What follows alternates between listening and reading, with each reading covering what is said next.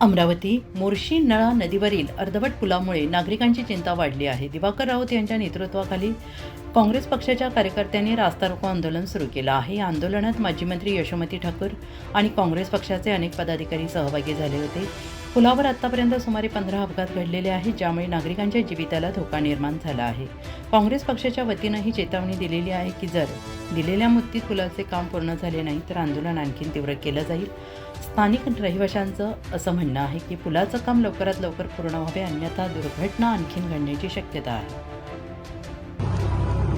नमस्कार, मी श्रवणीत दिवाकर राऊत, मोर्शीवरून विधानसभा प्रमुख। आज नळा नदीवरील पुलाचं साधारणतः 7 ते 8 वर्षापासून प्रलंबित प्रश्न आहे, जो मार्गी लावण्यासाठी आम्ही याच्या आधीचा एक आंदोलन केलं होतं रास्ता रोको।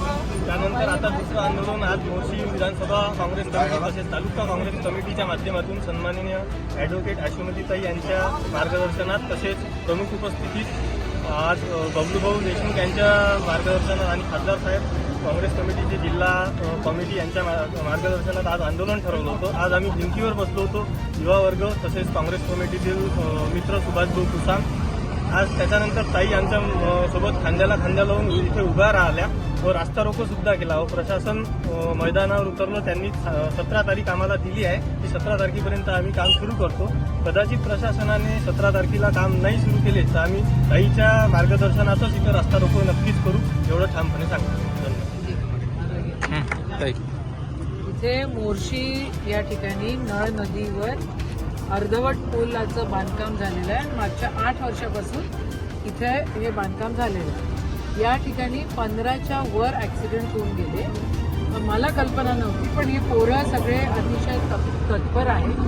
शिवसेनेत आमचा मोर्शी विधानसभेचा अध्यक्ष म्हणून या ठिकाणी काम करतो आणि त्यांनी भरपूर निवेदनं दिले, काँग्रेस कमिटीने दिले सगळे। आता इथे सालबर्डीला जायला सगळ्यांना या पुलाचा उपयोग घ्यावाच लागतो, पण शासनाची हलगर्जीपणा आणि एका पुलाला जर एका मोर्शी सारख्या आणि सालबर्डी सारख्या देवस्थानाला जायला जर 8-8 वर्ष पुलासाठी लागत असतील आणि इथे जर एवढे ॲक्सिडेंट होत असतील तर मग याची जबाबदारी तर सरकारची आहे। या पोरांनी आज आंदोलन केलं म्हणून काल त्यांनी म्हटलं होतं की आम्ही 17 तारखेला आंदोलन करणार, म्हणून काल 16 तारखेला त्यांनी लेटर ऑफ एक्सेप्टन्स या ठिकाणी दिला आणि आता त्यांनी 1 महिन्याचा वेळ मागितलेला आहे।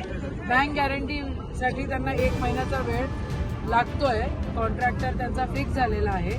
आमची सर्वांची एकच मागणी आहे की सालबर्डीला जाताना जनसामान्यांना त्रास होता कामा नये। श्रीनीत आणि श्रीनीतच्या नेतृत्वामध्ये आज या ठिकाणी काँग्रेस कमिटीने आंदोलन केलं, त्याचं खरोखर कौतुक केलं पाहिजे। सगळ्यांनी इथं साथ दिली आणि आम्हाला 17/4 ही तारीख दिलेली आहे लिहून। जर 17/4च्या आधी जर काम सुरू झालं नाही तर आम्ही 18 तारखेला परत याच ठिकाणी आंदोलन करू, असं आज सगळ्या आंदोलनकर्त्यांच्या मार्फत आम्ही या ठिकाणी बोलतोय। सरकारने जागा व्हावं, सरकारला पैसे द्यायला भलते लोक गोष्टी भेटून राहिलेल्या आहेत, भलत्या ठिकाणं पैसे घेऊन राहिलेले आहेत सरकार।